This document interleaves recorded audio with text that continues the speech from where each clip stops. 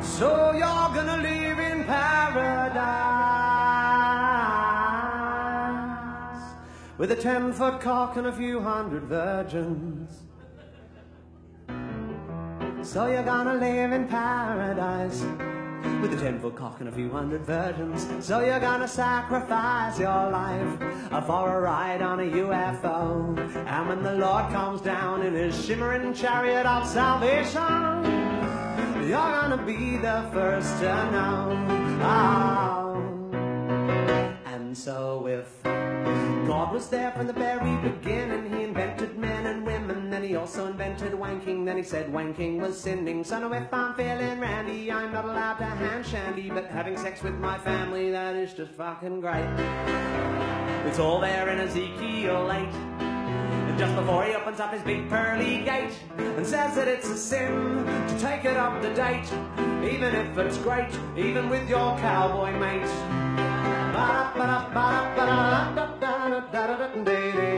So you're gonna live in paradise with a 10-foot cock and a few hundred virgins. So you're gonna sacrifice your life for a shot at the greener grass. And when the Lord comes down with his shiny rod of judgment, he's gonna kick my heathen ass. Oh.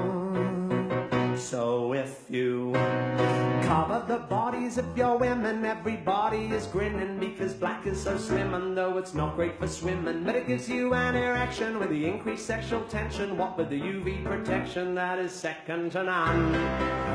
You'll find it all in the Quran, just next to the bit that justifies guns and says that it's a sin to take it up the bum, even if it's fun, even with permission from your mum.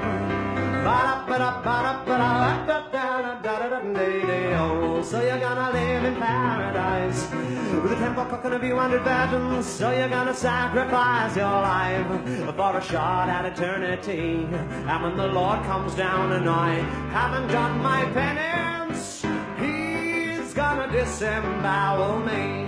Oh, you say that if I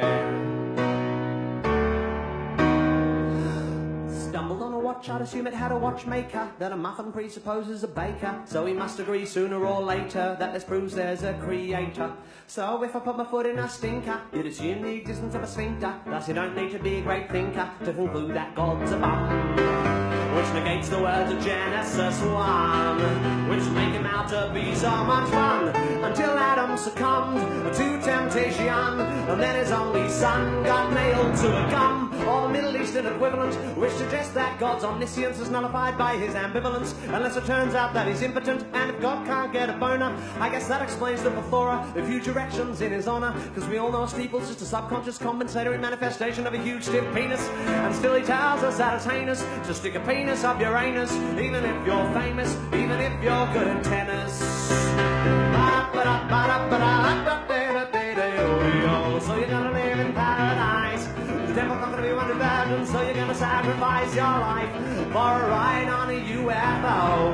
And when the Lord comes down with his big, stiff, slippery rod of judgment, oh, I'm gonna be the first to go. He's gonna send me down below. He's gonna whip me like a hoe. Do you really think so? I'm gonna be the first to go.